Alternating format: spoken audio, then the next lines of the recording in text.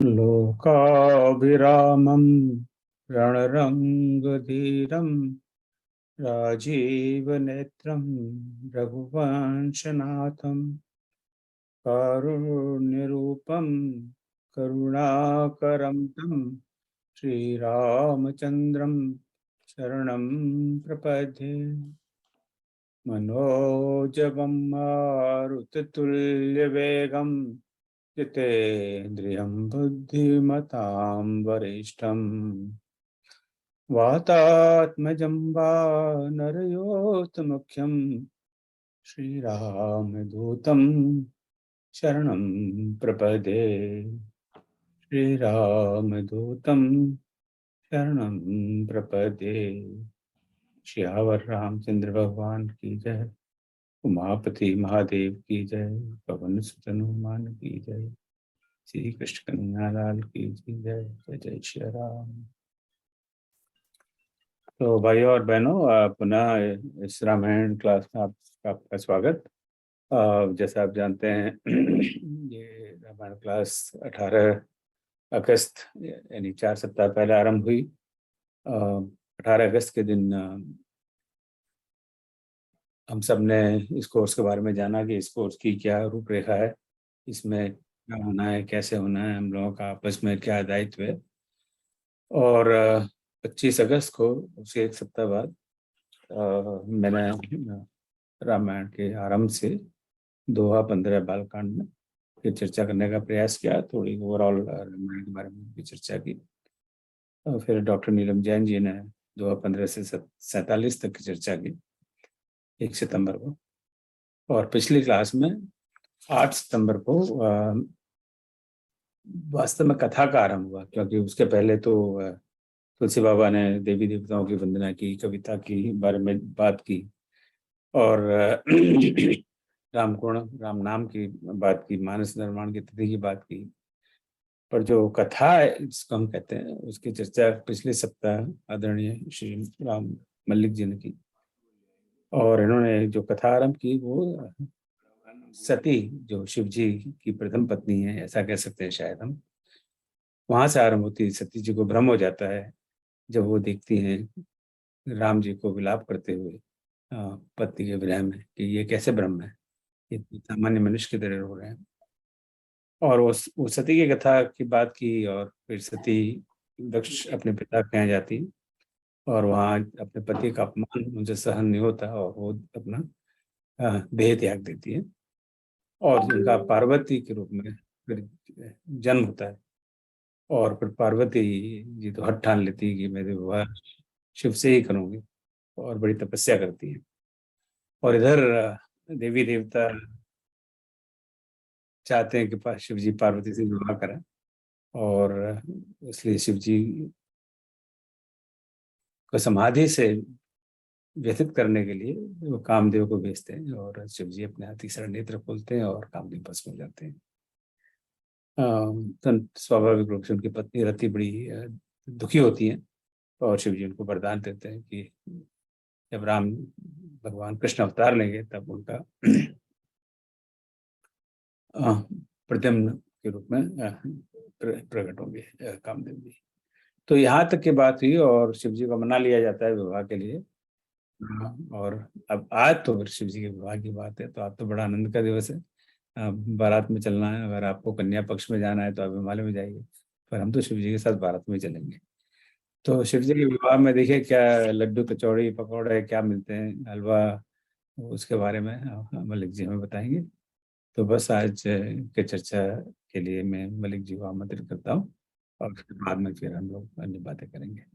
तो आदरणीय मलिक जी, आपका बहुत बहुत स्वागत। आज जब हम आगे की राम कथा के बारे में बताएं और रामायण कथा के बारे में बताएं, और उसका हम सब लोग आनंद लें।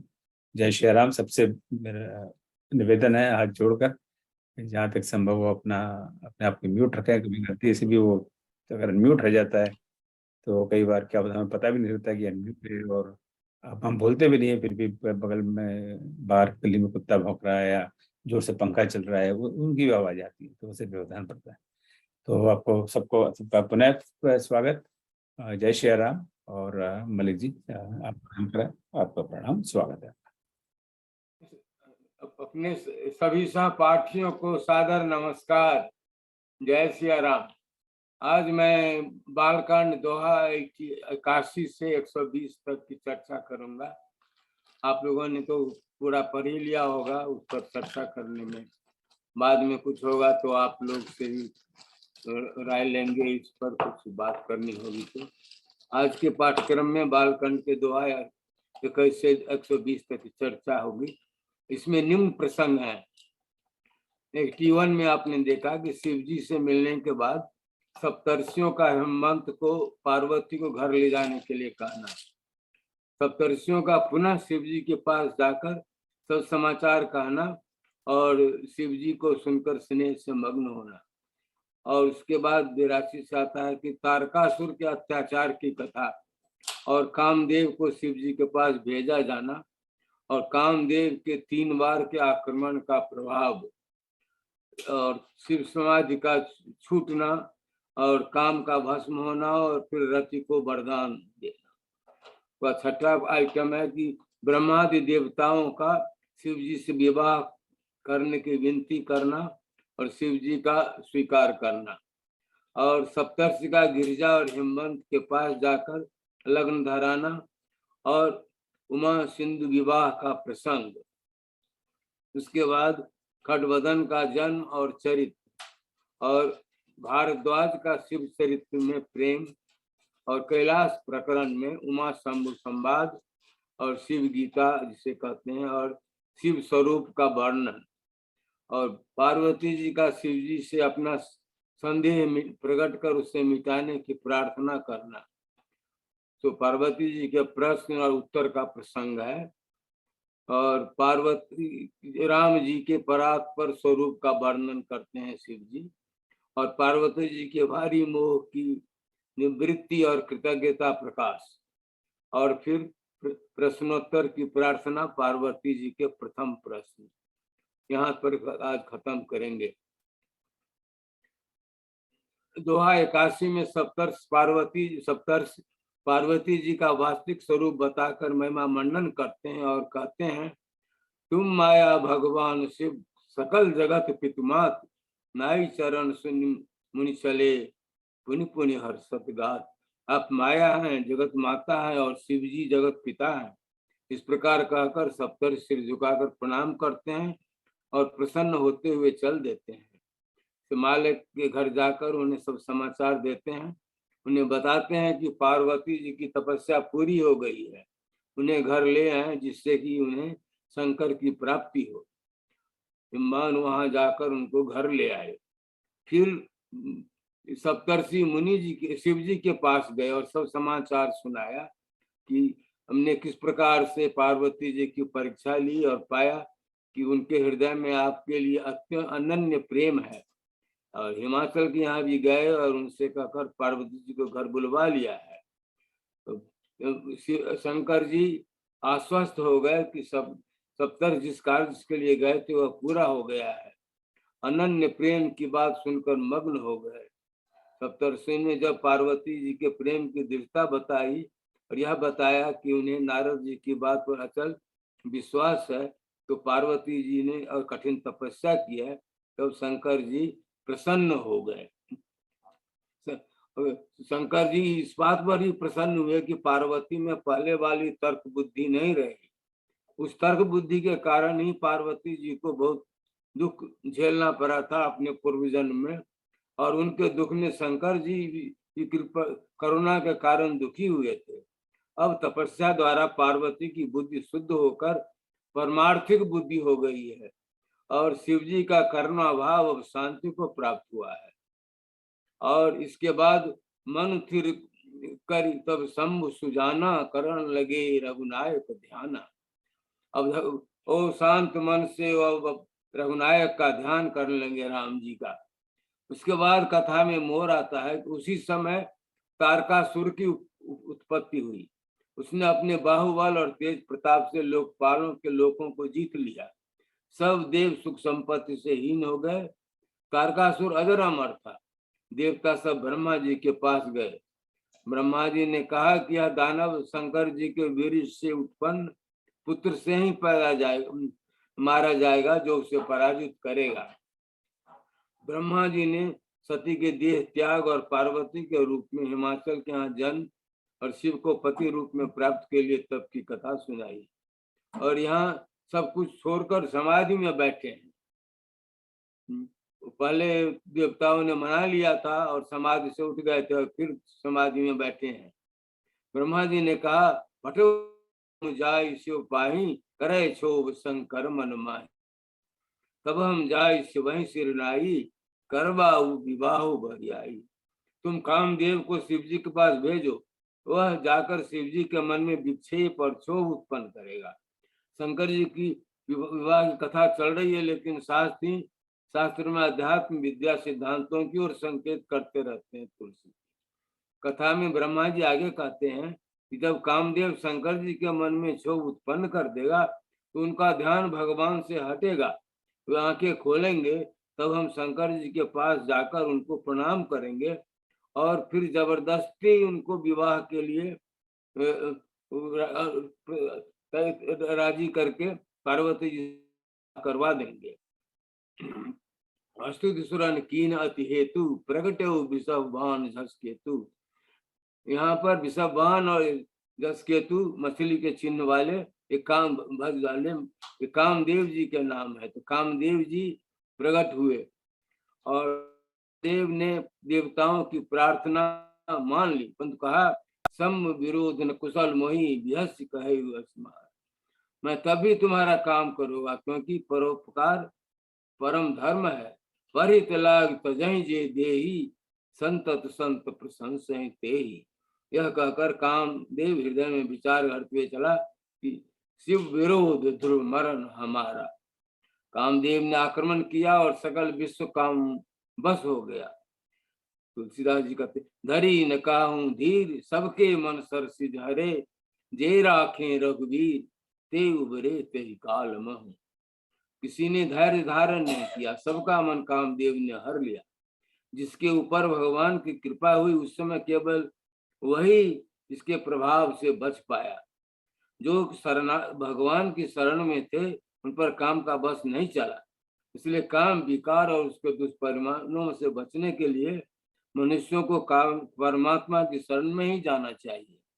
कामदेव ने सकल सेना समेत सारा प्रयास किया, परंतु असफल रहा। शिव जी की समाधि नहीं जगी। कुपित होकर पुष्पबाण मारा और शिव जी की छाती में लगे और उनकी समाधि टूट गई। यहाँ कामदेव को हृदय निकेतन कहा गया है क्योंकि सवों के हृदय में काम विराजमान है। शिव जी के मन में बहुत क्षोभ हुआ और आंखें खोलकर चारों तरफ देखा। पत्तों में छिपे हुए कामदेव को देखा और कोप से तीनों लोग कांप उठे। तब श्रीमती तीसर नयन उघारा, चितवत काम भयो जग छारा। चितवत का मान होता है जल्दी देखते हैं। और जब कामदेव के शरीर का अंत हो गया तो उनकी पत्नी रति रोती बिलखती शिव जी के पास गई।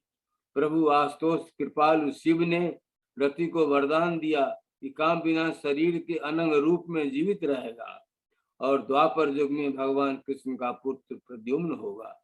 फिर सब देवता विष्णु ब्रह्मा के साथ शिव जी के पास गए और उनका विवाह देखने की इच्छा प्रकट की।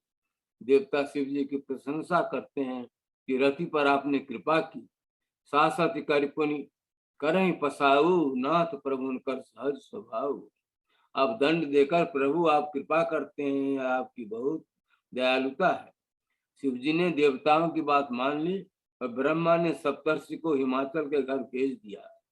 सर्वप्रथम वे पार्वती जी से मिले और कपट भरे और मीठे वचन में कहा कि पार्वती जी आपका प्रण झूठा हो गया, शिव जी ने काम को जला दिया, अब वो कैसे विवाह करेंगे आपसे।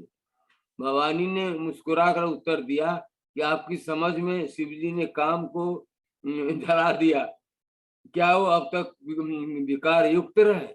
हमरे जान सदा शिव जोगी, अज अवध्य अकाम अभोगी। सदा से जोगी अजन्मा आनंद और भोग इच्छा रहित है। यह आपका कहना भारी अविवेक है कि कामी थे शिव जी। सप्तर से हर्षित होकर हिमाचल के पास गए, सारा समाचार सुनाया और शिव पार्वती विवाह का आयोजन हुआ। ब्रह्मा, विष्णु और सब देवता सम्मिलित हुए।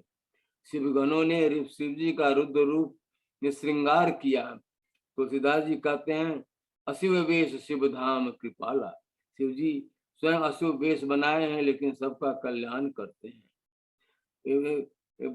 यहाँ पर बहुत लंबा वर्णन है। 10 दुल्लह तह बनी बराता। शिव जी के बारात में कैसे कैसे लोग हैं और कितने भूत प्रेत सब तरह के लोग सब हैं। बहुत लंबा विवाह का प्रकरण है और उसको अधिक विशेष वर्णन नहीं करेंगे। विकट रूप में परिछन, किंतु वर का परिछन करने वाली मैना और स्त्रियों को विकट रुद्र वेश से बहुत भय हुआ। मैना व्यथित होकर विलाप करने लगी। वो घर के भीतर भाग गई और फिर आई तब, यही विध तुम्हें रूप दस असदीना, कही जड़ बरु बाउर कसकीना। जिसने इतना अच्छा स्वरूप दिया भगवान ने, विधि विधाता ने, वो ऐसा बावला पागल वर कैसे कर दिया। तब तो नारद जी ने सबों को समझाया और हर्ष पूर्वक विवाह कार्य संपन्न हुआ। तुलसीदास जी ने शिव विवाह का, विशेषकर शिव जी की बारात का विस्तृत और मनोरंजक वर्णन किया है और उसको में हम लोग अभी नहीं जाएंगे। विदाई के समय मैना शिव जी को प्रार्थना करती है कि नाथ मुमा मम प्राण सम गृह किंकरी करे, क्षम सकल अपराध अब हुई प्रसन्न वरुदेव। पूर्व जन्म के अपराध को माफ कर दीजिए पूरा, अब वह प्रसन्न हो जाइए उसके ऊपर। पार्वती जी विदा होकर शिव जी के साथ कैलाश आ गई। वहां खड़ानंद कार्तिकेय जी का जन्म हुआ और उन्होंने तारकासुर को युद्ध में मारा। सिर्फ पार्वती की इस कथा के वर्णन के बाद तुलसीदास जी कहते हैं कि चरित सिंधु गिरिजा रमन वेद न पावहि पाद, भरने तुलसीदास के अति मंद अति मंद गमार। अब वो बहुत विनम्रता के साथ आगे की कथा सुनाने लगते हैं। जागवल्क जी ने शिव जी का सुंदर चरित्र सुनाकर भारद्वाजी को बड़ा ही आनंद आया। कहने लगे, शिवपद कमल जिन्हि रति नाही, राम हिते सपने न सुहाई। बिनछल विश्वनाथ पद नेहु, राम भगत कर लक्षण एहु। और कहते हैं, शिव सम को रघुपति व्रतधारी, बिनु अग तजी सती अस नारी। ऐसे ही ये बहुत और भी बात कहते हैं। जागवल्क जी कहते हैं कि मैंने राम की कथा सुनाने के पहले शिव की कथा कर सुनाकर तुम्हारे मन में भगवान के प्रति प्रेम का आकलन किया, तुम्हारे हृदय का मर्म समझ लिया। प्रथम ही मैं कह शिव चरित, बूझा परम मरम तुम्हार, सुझ सेवक तुम राम के, हितल समस्त विकार रहित समस्त विकार। पहले प्रश्न था कि राम की कथा वो सुनाने के लिए बोल रहे हैं, तो जागवल्क जी ने शिव जी की कथा क्यों प्रारंभ कर दी, तब उसका उत्तर यहाँ दे रहे हैं। और कहते हैं कि अब मैं तुम्हें रघुपति लीला सुनाता हूँ। श्री रामचरित अत्यंत अपार है, 100 करोड़ शेष भी नहीं कह सकते। फिर कैलाश का वर्णन करते हैं और उमा संवाद का उल्लेख करते हैं। शिव जी कैलाश में वट वृक्ष के नीचे बैठे हैं। यहाँ पर तुलसीदास जी शंकर के स्वरूप का वर्णन करते हैं। जटा मुकुट सुरहित, सिरलोचन नलिन विशाल, नीलकंठ लावण्य निधि, सोह बाल विदुहार। वेदांत की दृष्टि से कैलाश पर्वत समस्त सत्वगुण का प्रतीक है और शंकर जी पर ब्रह्म परमात्मा है। वट वृक्ष के नीचे ऐसे बैठे हैं जैसे शांत रस शरीर धारण किए बैठा हो। यह अच्छा अवसर जानकर पार्वती जी शिव जी के पास आई। शिव जी ने आदर से आसन देकर वाम भाग में उन्हें बिठाया। राम कथा जो सकल लोक के लिए हितकारी है, वही पार्वती जी पूछना चाहती है। वो कहती है, प्रभु समर्थ सर्वज्ञ शिव, सकल कला गुलधाम, योग ज्ञान वैराग्य विधि, प्रणत कल्प तरुणाम। हे प्रभु, आप समर्थ हैं, सर्वज्ञ हैं, समस्त कलाओं और गुणों के धाम है। आप महान जोगी राज भी हैं और वैराग्य निधान है, ज्ञान निधान भी है। पहले पहले भगवान के स्वरूप और महिमा का वर्णन, अंत में कहती है प्रणत माने जो आपके शरण में आते हैं, प्रणत होते हैं, उनके लिए आपका नाम ही कब वृक्ष के समान है। अर्थात नाम लेने से सारी कामनाएं पूरी होती है। पार्वती जी कहती हैं कि तो प्रभु हरव मोर अज्ञाना, कह रघुनाथ कथा विधि नाना, जासु भवन सुर तरु तर होई, सर की दरिद्र जानति तो की दरिद्र जनित दुख सोई। और पूछती है कि प्रभु हमारा अज्ञान दूर कर दीजिए, और रघुनाथ जी की, राम जी की कथा कही है, जिसके भवन में सुरतर काम वृक्ष है, उसका दरिद्र जनित दुख हो सकता है उसको। तो वो पूछती है कि राम सो अवध नृपति सुति सोई, की अज अगुण अलख गति कोई। अज माने अजन्मा, अगुण माने निर्गुण, और अलखपति की गति को कोई नहीं जानता है। आगे तो पार्वती जी का प्रश्न और स्पष्ट हो जाता है। जो नृपतैत ब्रह्म किम हरि विरहमति भोरी, भोरी माने बावली बालक, देख सरित महिमा सुनत भ्रमति मुक्ति अति मोर। जो राजा का पुत्र हैं राम, वो ब्रह्म कैसे हो सकते हैं और नारी के विरह में कैसे बावले पागल की तरह घूम सकते हैं।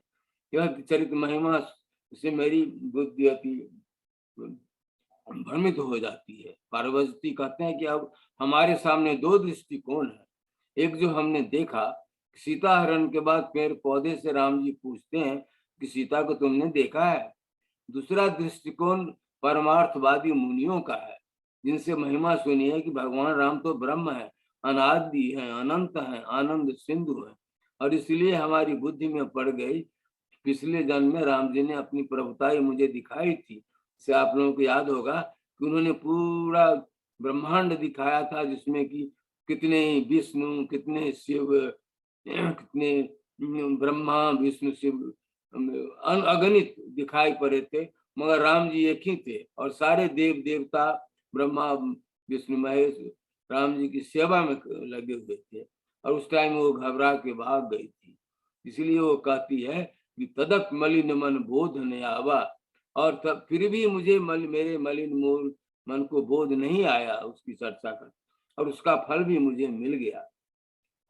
अज्ञानी जानकर क्रोध नहीं करिए, और जिससे मोह मिटे वह करिए। पिछले जन्म की तरह मोह अब नहीं है, और मुझ में राम कथा की रुचि भी है। कहूं पुनीत राम गुण गाथा, भुजगराज भूषण सुरनाथा। भुजगराज भूषण शिव जी का है, शेषनाग उनके भूषण है, सांप को पहने रहते हैं गले में। हम पृथ्वी पर सिर रखकर आपके चरणों में वंदना करते हैं, फिर हाथ जोड़कर विनती भी करते हैं। भगवान राम का निर्मल जस श्रुति में जो सिद्धांत कहे गए हैं, उन सबको ध्यान में रखते हुए हमें सुनाइए। कहते हैं बंदो पद धरणी सिर विनय करो कर जोर, वर्णो रघुवत जसु श्रुति सिद्धांत निचोर। वेदों के सिद्धांत का निचोर करके हमें बताइए। यद्यपि इस ज्ञान की अधिकारिणी नहीं है, परंतु मैं मन कर्म और वचन से आपकी दासी हूँ। यद्यपि योषिता नहीं अधिकारी, दासी मन क्रम वचन तुम्हारी। गूढ़ तत्व साधु दुरावही, आरत अधिकारी यहाँ पावे। कहती है कि स्त्री अनधिकारी है, इसको कथा सुनने का अधिकार नहीं है। पता नहीं क्यों तुलसीदास जी ने ऐसा कहा, क्योंकि प्राचीन काल से ही भारत में बहुत सारी गार्गी, वैसे कितनी विद्वान नारियां हुई हैं, तो अधिकारी थी। वो वेद का अध्ययन किया था उन्होंने, वेद शास्त्र का। तो मगर वहाँ यही कहती हैं कि गूढ़ तत्व, इन दोनों पंक्तियों में सिद्धांत की बात कही गई है। अधिकारी और अनधिकारी कौन है, और उन अनधिकारियों में भी अधिकारी कौन है भी बता दिया है। तो पार्वती जी कहती हैं कि हम तो अति आर्त हैं, इसके कारण हम आपसे प्रार्थना करते हैं कि भगवान राम की कथा हमें दया करके सुनाइए, जिससे हमारे दुखों की निवृत्ति हो। पार्वती जी के प्रश्न। प्रथम सो कारण कहूं विचारी, निर्गुण ब्रह्म सगुण बपुधारी। पुनि प्रभु कहूं राम अवतारा, बाल चरित पुनि कहूं उदारा।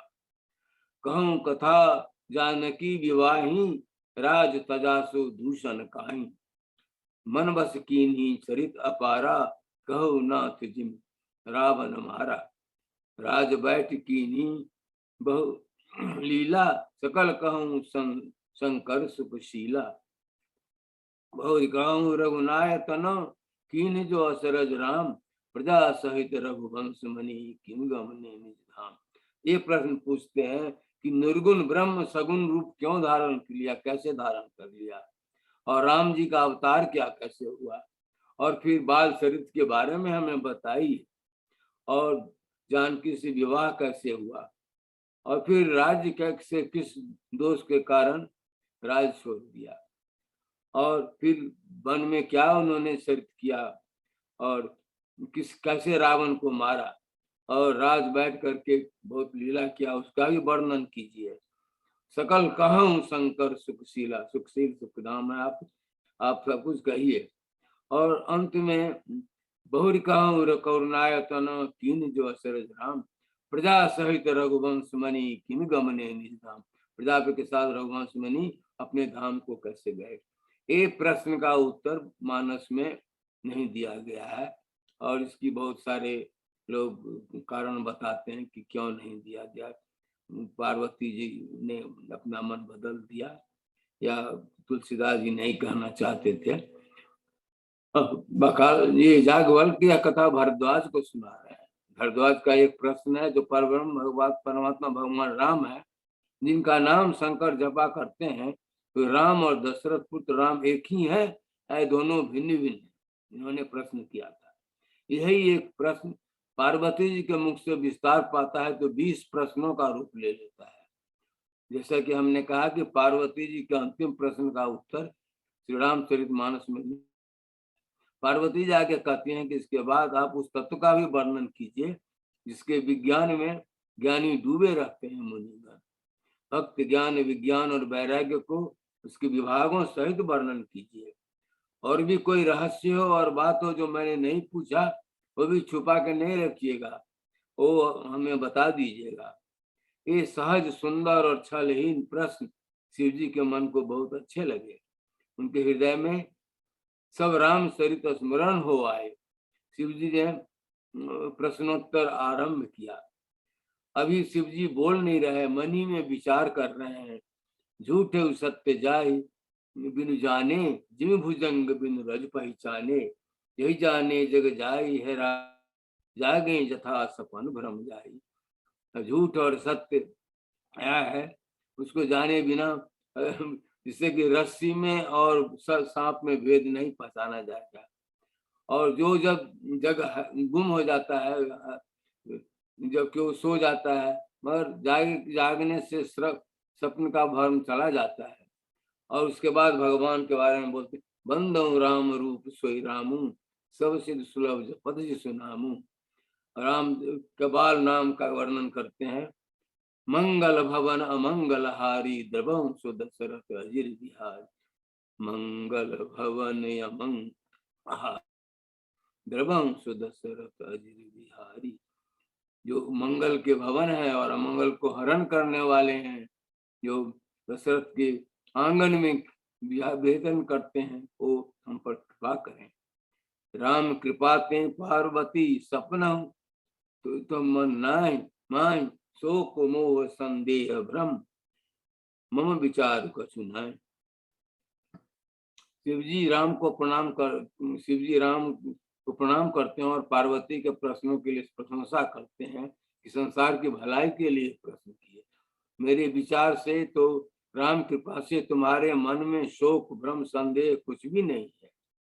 आगे हरि कथा संत दर्शन और हरि गुरु चरण में नमन, हरि भक्ति, राम का गुणगान, हरि चरित्र से हर्ष, इन सबों से वंचित होने के हानि का उल्लेख किया है। और कहा कि राम की लीला देवताओं को का भला करने वाली और असुरों को मोह में डालने वाली है।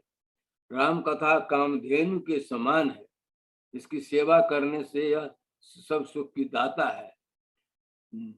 इसमें जो कथा में जिसको नहीं मन लगता है उसके ले दिया है कि क्या उसको दोष हो जाता है। हरि गुरु शरण में नमन नहीं करता, उसका पूरा 112 ने सारा इसका विवरण दिया हुआ है कि इस ये नहीं करने से होता है। शिव जी और भी वर्णन राम कथा में देते हैं कि पार्वती तुम्हारी एक बात हमें अच्छी नहीं लगी, तुमने मोह बस कहा अयोध्या में जिन्होंने अवतार लिया हुए राम कोई दूसरे व्यक्ति है, और श्रुति जिनकी महिमा गाती है तथा मुनि लोग हृदय में जिनका ध्यान करते हैं वो कोई दूसरे राम है। तुलसीदास जी आगे दृढ़ता से स्पष्ट करते हैं कि जो निर्गुणाकार निर्गुण निराकार परमात्मा है वही सगुना साकार रूप लेकर अवतार लेते हैं, दोनों में कोई भेद नहीं है। सगुन ही अगुण ही नहीं कछु भेदा, गाव है मुनि पुराण बुध भेदा, अगुण अरूप अलग अज सोई, भगत प्रेम बस सगुन सोई, राम सच्चिदानंद दिनेशा, नहीं तो मोह निशा लेसा, राम ब्रह्म व्यापक जग जाना, परमानंद परेश पुराना। परेश माने परात परीश, भगवान राम ब्रह्म और जग में व्यापक है, परमानंद स्वरूप है, और परात परीश अर्थात सर्वोपरि है और अनादि है। जगत प्रकाश से प्रकाशक रामू, मायाधीश ज्ञान गुण धामू। फिर बहुत सारे बताते हैं राम जी के बारे में, बिनु पद चले सुनई बिनु काना, कर बिनु करम करें विधि नाना। ये सब ब्रह्म के रूप हैं, भगवान तो ब्रह्म के अवतार हैं, ब्रह्म ही है, स्वयं ब्रह्म है। भगवान शंकर कहते हैं कि वह सर्वशक्तिमान परमात्मा बड़ा दयालु है। काशी में जो अपना शरीर छोड़ते हैं उनके मैं सारे दुख दूर करके मुक्त कर देता हूँ। जिनके नाम के बल से हम यह करते हैं वह परब्रह्म परमात्मा भगवान राम है, वही हम मेरे इष्ट देव हैं, जिनका मैं सर्वदा भजन करता रहता हूँ। पार्वती बहुत प्रसन्न होकर बोली कि आपकी कृपा से हमारा सारा संशय समाप्त हो गया। अब मैंने प्रथम में जो पूछा था वह कहिए, भगवान राम की कथा और लीलाएं सब सुनाइए। राम ब्रह्म चिन्मय अविनाशी, सर्वरहित सौरपुरवासी, नाथ नर धरे नर तनुक के हेतु, मैं समझाए कहूँ केतु। पार्वती ने विनीत वचन से राम कथा पर पुनीत बहुत प्रसन्न हुए और कहा कि बाबानी विमल रामचरित मानस की कथा सुनो।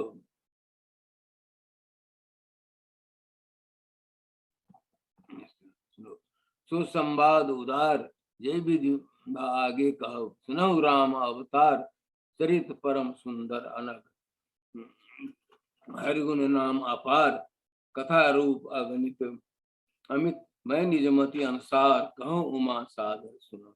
एक कहते हैं।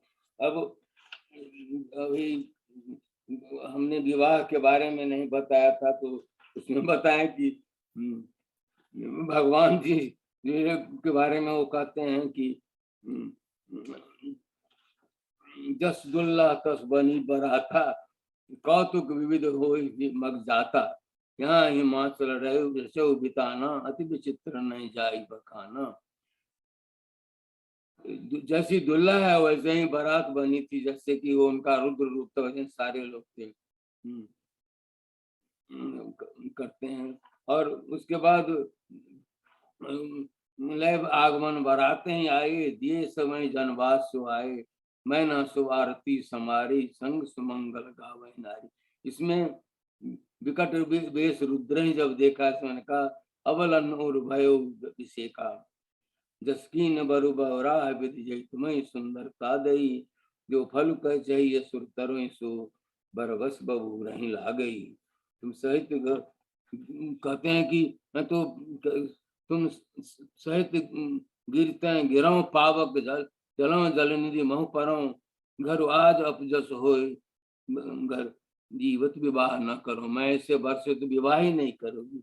तभी अब हमने कहा कि नारद जी आते हैं, सभी वकल अबला सकल दुखित देख गिरनार, कर विलाप रोदत बदत सुता सने समाज। तो उसके बाद ही मैंने जैसा कहा कि आते हैं वो, और उसके बाद सब कुछ हो जाता है। नारद जी को भी बहुत दोष देती है पार्वती जी की, क्या बिगाड़ दिया था कि मेरा वो घर बिगाड़ दिया उसने। एक बात है। दूसरा कि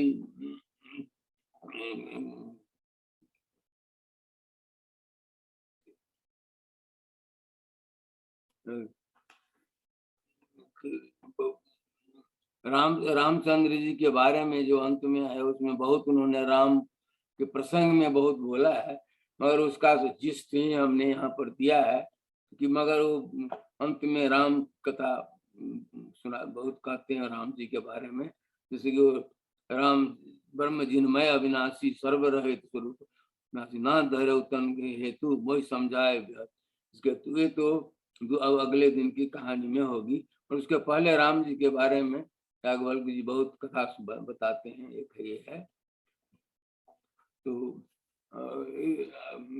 संक्षेप में ये कथा इस तरह की है।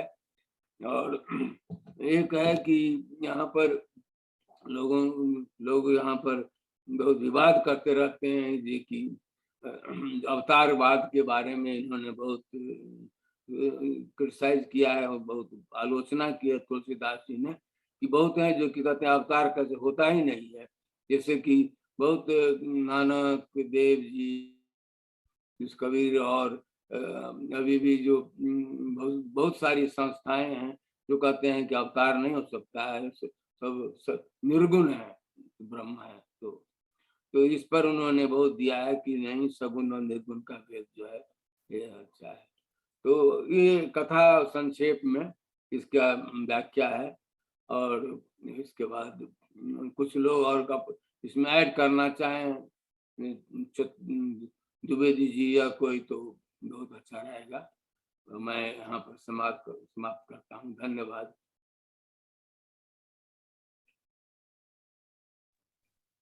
बहुत बढ़िया मलिक साहब, बहुत अच्छे। नहीं, इसको कहने में तो 2 दिन भर लग जाएगा। नहीं नहीं नहीं, बिल्कुल कहानी तो काफी लंबी है ऑब्वियसली। बहुत सुंदर मलिक जी, बहुत बढ़िया। अब उनके विवाह की तैयारियां, विवाह के लिए जाने के बाद में वहाँ किस किस तरह की घटनाएं होती हैं, और विवाह से पहले किस तरह से सप्तऋषि और नारद जी जाकर के उनको परीक्षा लेते हैं पार्वती जी की, वो भी अपने आप में एक प्रसंग है कि उनका कितना दृढ़ निश्चय है कि मुझे शिव जी से विवाह करना, इस बात की उनकी परीक्षा ली जाती है। हाँ, हमने समझे। हाँ। वो कल लास्ट वीक के कहानी में था इसका। लड़कियां सोचती हैं कि बड़ा सुंदर वर मिले, लेकिन पार्वती जी तो लगी हुई थी कि उन्हीं अमंगलकारी शिव से ही शादी करनी है। मंगलकारी शिव। उनके रहस्य को पहचानती थी, इसलिए ऐसा हुआ। आज के दिन में तो मैक्सिमम हम लोग बाहर का रूप और वही देखते हैं, अंदरूनी रूप जो है वो कितने लोग पहचान पाते हैं? पहचानना आता ही नहीं है ना, सारी बात तो ये है। चलिए, बहुत बहुत धन्यवाद मलिक जी आज के प्रसंग पर चर्चा करने के लिए। आज दोहा बालकांड में अभी बालकांड में ही, आप पता ही है बालकांड बड़ा काम, सबसे बड़ा कांड है। तो आज दोहा 81 से 120 तक चर्चा हुई, और उसमें मुख्य प्रसंग था शिव जी का विवाह सती ब्रह्म के बाद में, और पार्वती जी का जन्म और उनका शिव जी के साथ विवाह। तो इस संदर्भ में आपका किसी का कोई प्रश्न है जो आज जो चर्चा हुई? जैसे ये रामायण अध्ययन कोर्स है, स्वाध्याय के मॉडल पर है।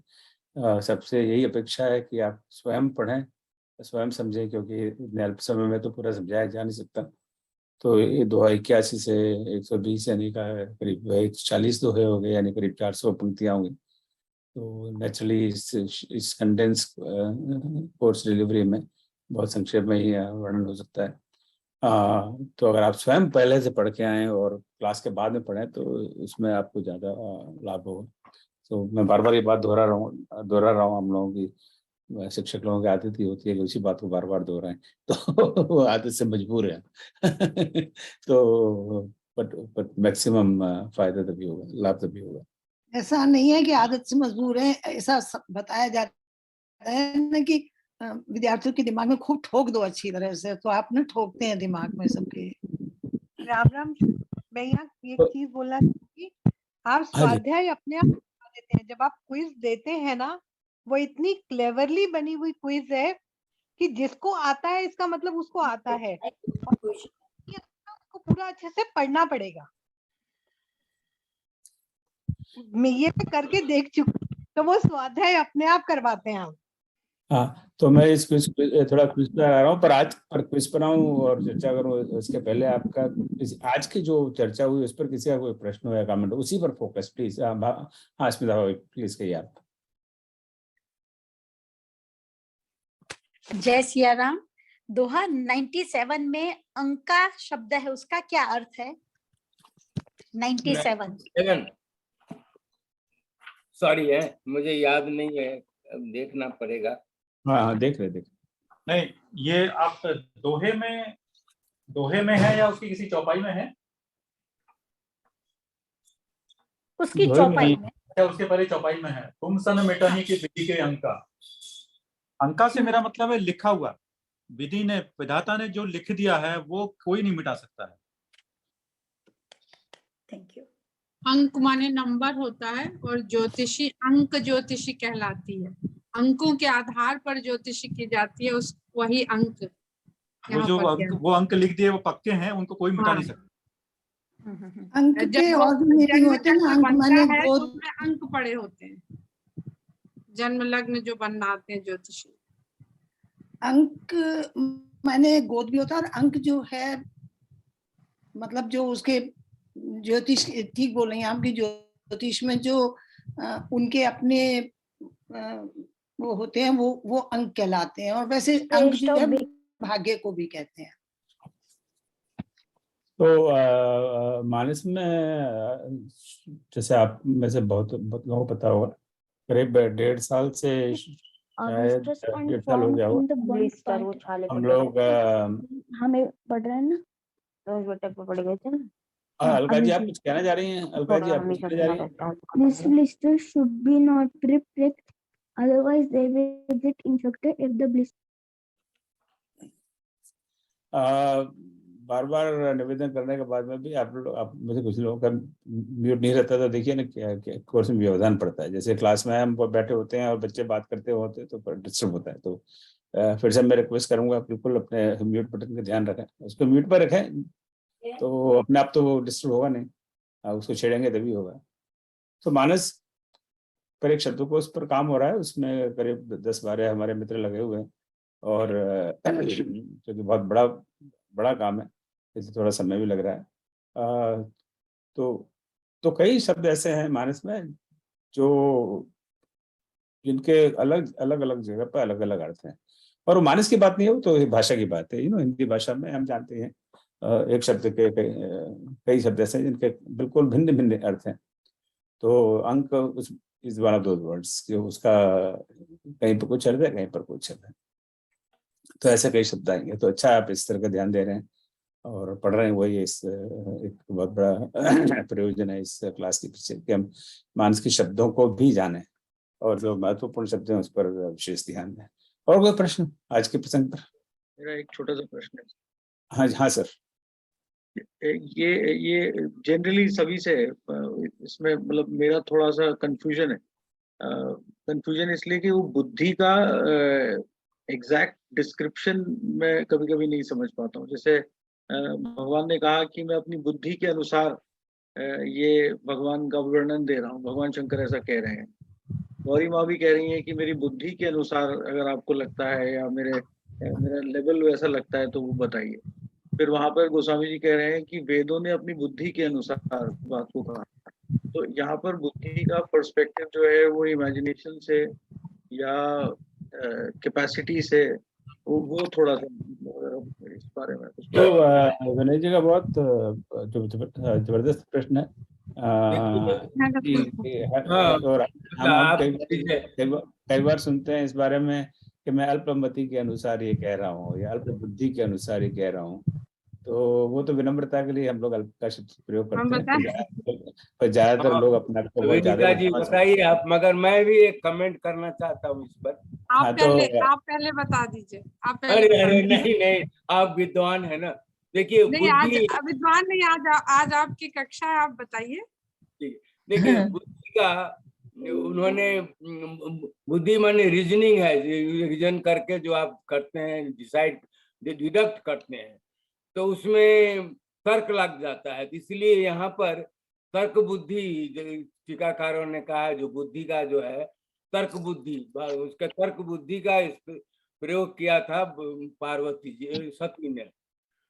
और वैसे बुद्धि जो है ना वो थिंकिंग प्रोसेस को बुद्धि बोलते हैं, मगर तर्क बुद्धि जो होती है ना वो काट देती है सब चीजों को। हम लोग जो है ना हर एक में अवगुण ही देखने लगते हैं ज्यादा। हमारे लोग कहते हैं कि भगवान की कथा जो है ना बुद्धि से पर ध्यान मत दो, चित्त से सुनो, कि चित्त से बुद्धि से वो भटक जाओगे। तो बुद्धि का माने ज्यादातर है कि तर्क करना, उसमें देखना कि ठीक है कि गलत है, क्या है नहीं है, मगर चित्त से रहे तो विश्वास से होता है।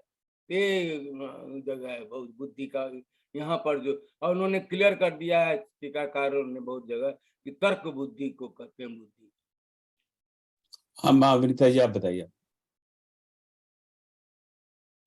आरंभ में ही तुलसीदास जी ने क्योंकि कह दिया है कि रामायण सतकोटि अपारा, और कोई भी उसको पूरा बखान नहीं कर सकता है।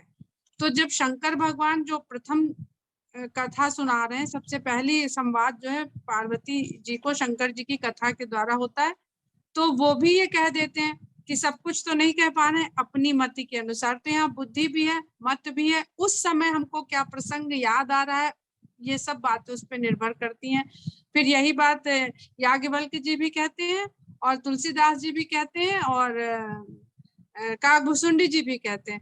तो ये हम लोगों के भी सीखने और अपनाने के लिए कि जिस समय हम उस कथा को, उस प्रसंग को कह रहे हैं, तो उस समय हमारी बुद्धि और मति कैसी है, बस हम उतना कह पा रहे हैं, उसके अलावा भी बहुत कुछ है।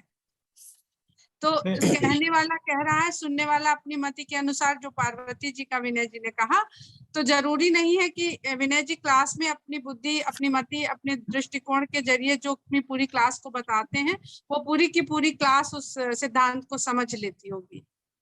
तो हमें तो यही समझ में आता है कि जब भी जो कोई भी कहेगा अपनी बुद्धि, क्योंकि भगवान बुद्धि से परे है, परिमाण से परे है, समय से परे है, तो इसलिए उसको पूरा कहा ही नहीं जा सकता है कभी। जो भी व्यक्ति, मनुष्य उसको कह रहा है, वो अपनी बुद्धि एक सीमित हमारा भौतिक अंग है। विचार भी हम एक सीमा में कर सकते हैं, कल्पना भी हम एक सीमा में कर सकते हैं। शंकर भगवान कहते हैं मन बुद्धि से जहां तक भी हम जाते हैं वो सब माया की कल्पना है। इसलिए कोई भगवान को पूरी तरह से बखान नहीं कर सकता। ये वहां पर एक बिंदु छोड़ देता है कि इसके आगे, इसके अलावा भी बहुत कुछ है वो।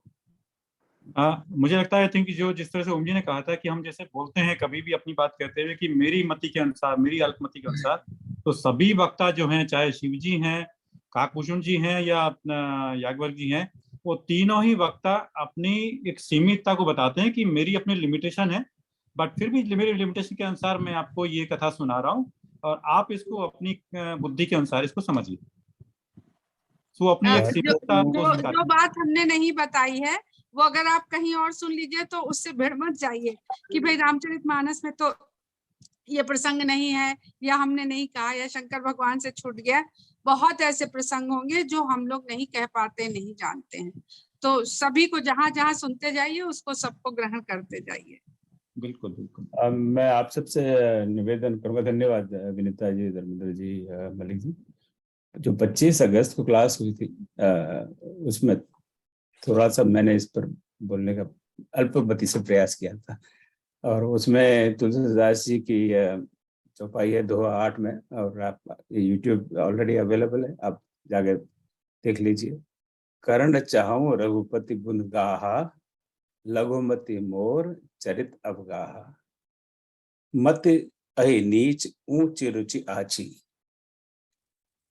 तो जो तुलसीदास जी स्वयं कहते हैं कि इनका चरित्र तो अवगाहा, इतना अथाह चरित्र है, और इसका मैं वर्णन करना चाहता हूँ।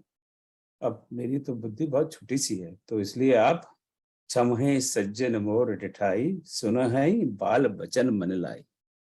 इसलिए आप लोग सज्जन लोग, विद्वान लोग, पढ़े लिखे लोग, ज्ञानी लोग, पीएचडी, एमडी, एलएलबी, एमबीए किए हुए सब लोग मेरी इस धृष्टता को क्षमा करें और मुझे अपना छोटा सा बच्चा समझकर मेरी वाणी को सुनिए। तोतली भाषा में बात करता है तो वो तो सबको अच्छा लगता है। तो जो मति है, बुद्धि है, हम सबकी सीमित बुद्धि है। एक परम ब्रह्म है, उनकी शायद असीमित बुद्धि हो, वो भी हम सोच भी नहीं सकते क्या हुआ। तो हर व्यक्ति अपनी विनम्रता में इस बात को कहता है, और इस बात को अब कितने महसूस करते हैं इसलिए कहते हैं, और कितने सिर्फ ये कहने वाली बातें कहते हैं, वो एक अपने आप में अलग प्रश्न है। एंड उस पर वो आपका प्रश्न नहीं है विनय जी। तो अब जो चाहे भगवान शिव हो, अब भगवान शिव की बुद्धि लिमिटेड है, ये तो सोचना जरा एक मेरे ख्याल से बहुत बड़ी बहुत बड़ा प्रश्न है। पर वो एक विनम्रता है। अब जब भगवान शिव कहते हैं कि मेरी बुद्धि सीमित है, तो कम से कम मैं तो देखिए ना, आपको पता है मैं तो हर लाइन में मुझे ये देखता हूँ इसमें मेरे मतलब की बात क्या है। तो वो भगवान शिव ये नहीं कहते कि मेरी बुद्धि सीमित है, वो ये कहते हैं कि तुम सबकी बुद्धि सीमित है। जब मैं कह रहा हूँ मेरी बुद्धि सीमित है, तो तुम लोग भी तो सोच लो जरा। तुम जब अभी मेरे आधे घंटे पहले किसी से बात हुई थी किसी और संदर्भ में, एक देवी जी से, तो उन्होंने अपने स्वयं के गुणगान के इतने पुल बांधे कि मेरे दुकान पकने लगे। मैंने सोचा अब मुझे मेरा क्लास है भैया, मेरी छुट्टी दे। और अरे हम बहुत व्यस्त हैं, हमारे 3 किताबें आ रही हैं, और इंडिया में लोग, वो यही यूएस में ज्यादा रहती हैं, और इंडिया में तो लोगों को कुछ पता ही नहीं है। And on and on and on and on and on and on she went on. तो अब शिव जी की एक जरा आधी सी चौपाई सुन लें कि कम से कम इतना ज्यादा शेखी तो ना बगा रहे। तो मैं समझता हूँ कि शिव जी और याज्ञवल्क्य जी और तुलसीदास जी हमें यही संदेश देते हैं, भैया अपने गुणगान जरा ज्यादा मत गाया करो। तो हम लोगों में बुद्धि नहीं है, तो आप सोच लोगे आप लोगों में कितनी बुद्धि होगी। ओम जी, हाँ सर। इस पर मैं कह सकता हूँ क्या? हाँ सर, आपका क्लास है, आप ही क्या, आपकी मालिक है। नहीं, आप तो हेड मास्टर है।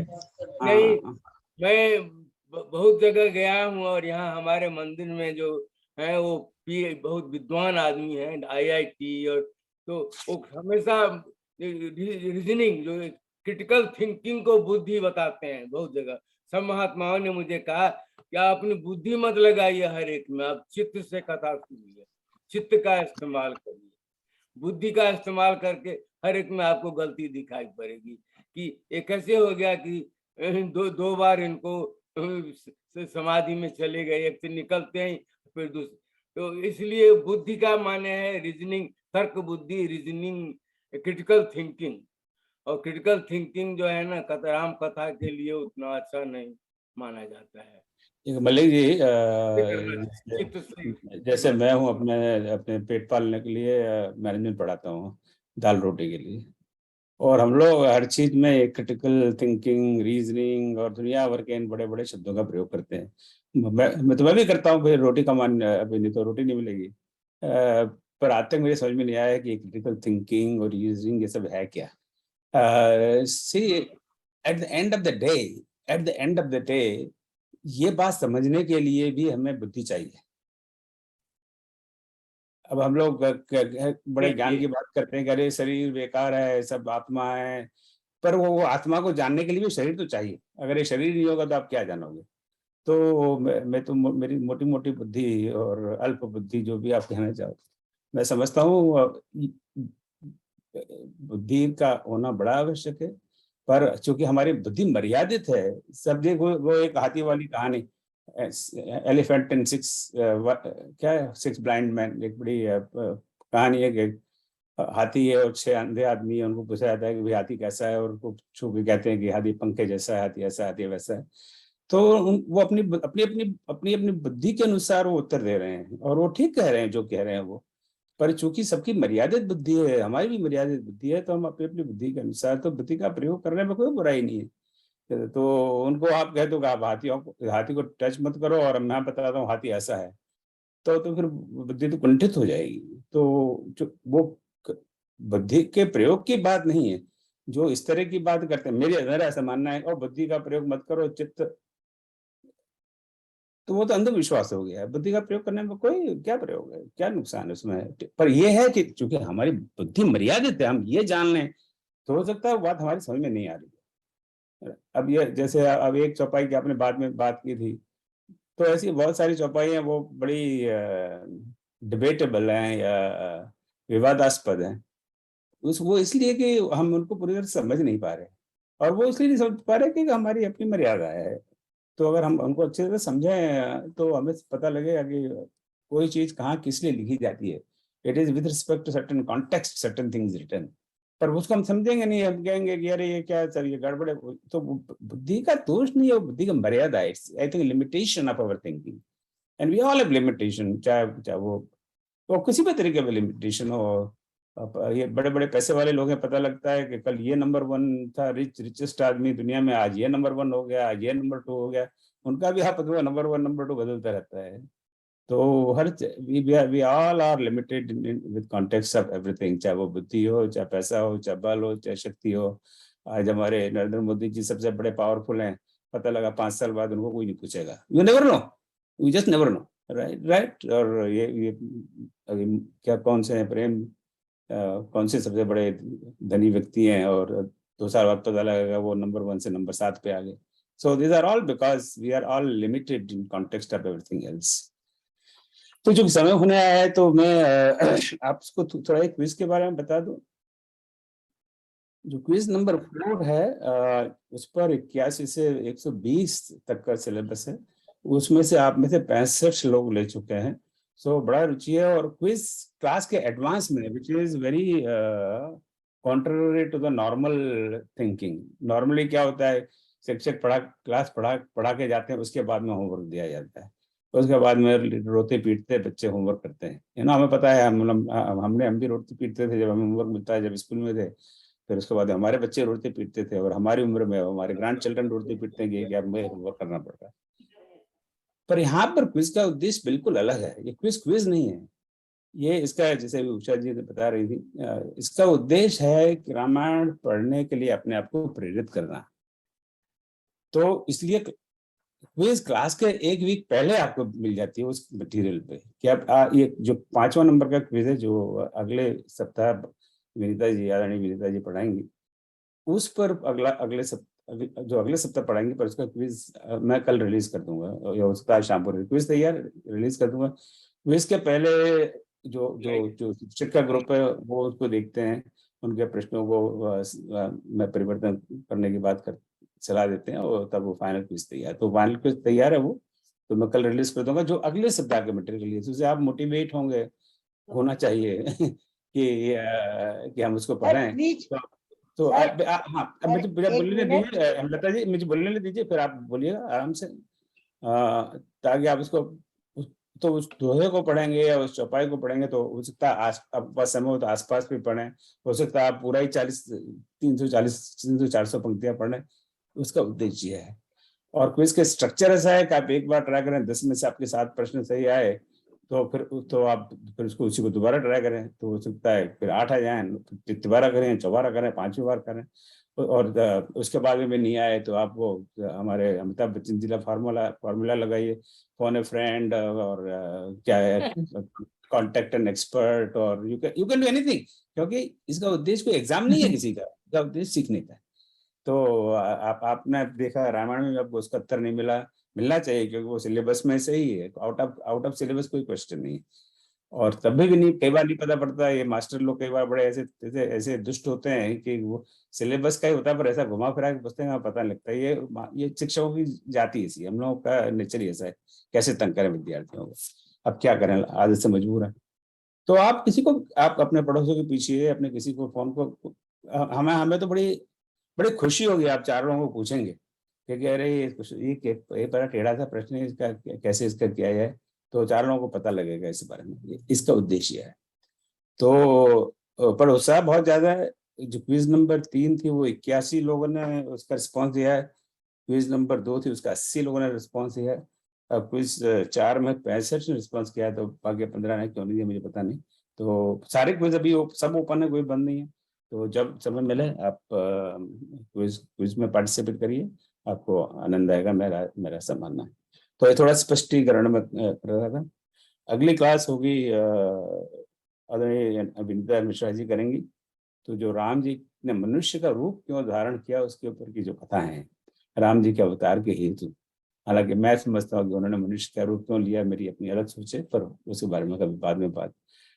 तो उन्होंने क्या ब्रह्म से वो एक सामान्य मनुष्य के रूप में क्यों हमारे सामने प्रकट हुए, उसके बीच की जो अंतर्कथा है पर विनीता जी बात करेंगे। तो अब आपका कोई प्रश्न हो, कोई कमेंट हो मेरे लिए तो आप बताएं, मैं अब अपनी अल्प बुद्धि से उसका उत्तर देने का प्रयास करूंगा। जय श्री राम। Thank you. नहीं है किसी का कोई प्रश्न हो, कोई कमेंट इसके बारे में, कोई क्वेश्चन? क्विज में क्विज के कोई फॉर्मेट में परिवर्तन करने की आवश्यकता? कुछ नहीं, सब एकदम परफेक्ट। भाई साहब एक चीज था, ये जो भी बिकॉज चारों चीजें अभी ओपन है और ये हम चाहते भी हैं कि इसको ये ओपन रखें जिससे कि मैक्सिमम ज्यादा से ज्यादा लोग इसमें पार्टिसिपेट कर सकें, जो ग्रुप में जुड़े हुए हैं, क्लास में आ रहे हैं या नहीं आ रहे हैं, इनसे बाहर भी हम लोगों को भेजें। तो इसको कोई एक स्पेसिफिक अलग फॉर्मेट बना सकते हैं जिससे कि हम ये क्विज एक के बाद एक हम फिर से भेजे जा सके, क्योंकि अदरवाइज वो कौन सी क्विज है ये अभी प्रेजेंट जो लिंक है वो 3 नंबर का है, 4 नंबर का है, वो थोड़ा सा डाउट है। नहीं, वो सारे लिंक अलग अलग हैं, but I see your point and I have that thought in mind. I think I will create a word document and उसमें हम लोग क्विज 1 और उसका लिंक, क्विज 2 उसका लिंक, क्विज 3 इसका link, and then will keep updating that. वो मैंने सोचा है, आज कल ही सोच रहा था मैं, क्योंकि 5 क्विज हो जाए उसके बाद मैं will keep updating that page, और एवरी टाइम पोस्ट इट कि ये वर्ड डॉक्यूमेंट है, इसमें आप जो भी क्विज आप चाहें आप उसको देख लो, ठीक है ना? जी जी, that's what you have in mind, right? बिल्कुल। हाँ निमित उसके बारे में कि अभी आप क्विज एक करना चाहें तो या तो आप ग्रुप में जाके देखें, हाँ, ग्रुप में जाके पूरा सर्च करना पड़ेगा। हाँ, वो एक बहुत बड़ा झमेला है, वो व्हाट्सएप की बहुत बड़ी लिमिटेशन है कि सर्च नहीं कर सकते आप। So we will just create a document, और इसका अगर कोई फोल्डर बन सके तो I will try to figure out कि पर मैंने अभी तक मुझे पता नहीं लगा कि इसका कोई फोल्डर बन सकता है, मतलब गूगल फॉर्म में can be create a folder, anybody knows? जैसे कि मैं आपसे टेक्निकल क्वेश्चन पूछता हूँ, मैं इसको आपको बता रहा हूँ, एक मिनट आप मुझे दीजिए, screen share.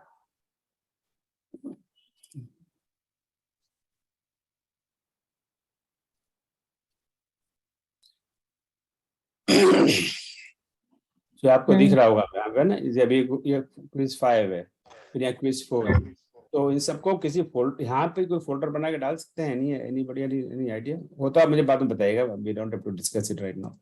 So then we can provide you link to the folder, फिर फोल्डर में आप देख लो अपने आप कौन सी क्विज, ठीक है ना? ये भी संभव है। अगर यहाँ फोल्डर पर, ये फोल्डर कैसे बना दे मुझे अभी तक इसका कुछ नॉट श्योर।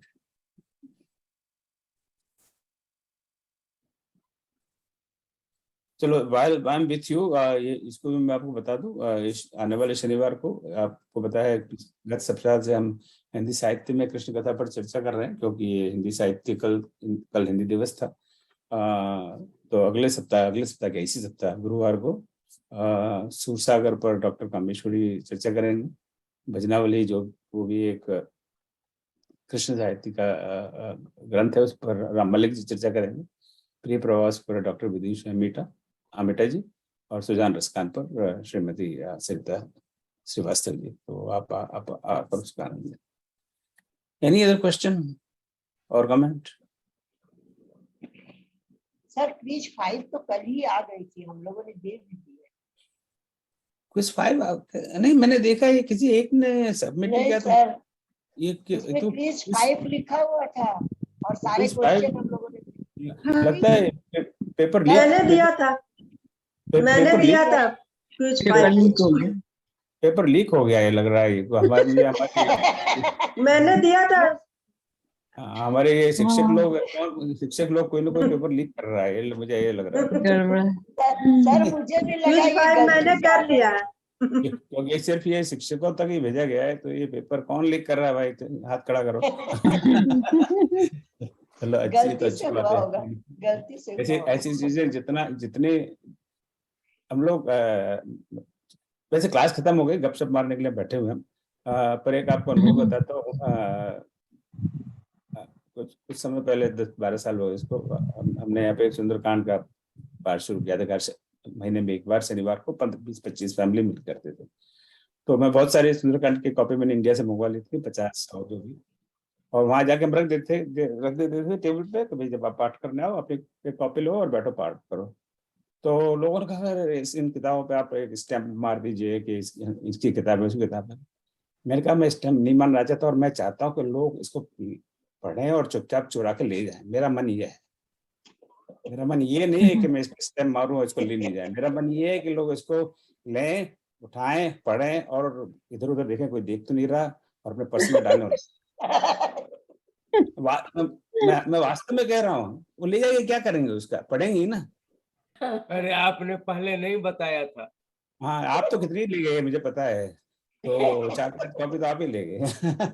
तो उसके पीछे भावना ये है कि लोग ले जाएंगे, पढ़ेंगे, उस पर नाम छप लिखा है तो आदमी पे संकोच करेगा, अरे तो उनकी ले आए, वापिस करनी पड़ेगी। आप ले जाइए सुंदरकांड, ले जाइए रामायण, इसको चुरा के ले जाइए। तो ये लीक हो गया तो अच्छी बात है। तो आपने एडवांस में कर लिया तो अच्छा है, जिससे काम किया। मैंने कर लिया था। मैं उसी समय मैं रामायण लेकर बैठ गई थी। सुबह 6 बजे। हमें भी नहीं मिला है। और इसको हमें तो नहीं मिला। कहाँ पे, कौन से ग्रुप में था? हमें नहीं मिला है। वो सिर्फ टीचर्स वाले ग्रुप में है। तो ये जो कह रहे हैं उनको मिला, मुझे थोड़ा सा आश्चर्य हो रहा है कैसे मिला। I am not even sure how is it. और उनको नहीं मिला है। हाँ, पर अभी ग्रुप में लोग बहुत उत्सुक हैं, इसलिए तो मैं अभी ग्रुप में डाल देता हूँ क्लास के बाद में, मेरे सबको अवेलेबल मिल जाएगा। और इसको आगे भी भेजिए, आप और कई आपके व्हाट्सएप ग्रुप में आप होंगे, आपके कई मित्र होंगे, लेट देम एंजॉय, आनंद लें इसमें। और इसमें कोई नहीं है कोई। और इसी मैं बार बार कह चुका हूँ, अगर आपको सनातन धर्म को आगे बढ़ाना है तो आपको और मुझे करना पड़ेगा। आप योगी जी पर मत करें, वो बहुत बिजी हैं और काम बहुत है। अब ये छोटा मोटा काम हम ही कर रहे हैं, वो ही अच्छा है। तो हम इतना तो कर ही सकते हैं और लोगों को इसमें इन्वॉल्व कर सकते हैं। भेजते हैं सर। चलिए, बहुत बहुत धन्यवाद। जय श्री राम। धन्यवाद। जय श्री राम। अगले शनिवार को फिर धन्यवाद। ओम सर्वेषां शांतिर्भवतु, सर्वेषां पूर्णं भवतु, सर्वेषां मंगलं भवतु। ओम सर्वे भवन्तु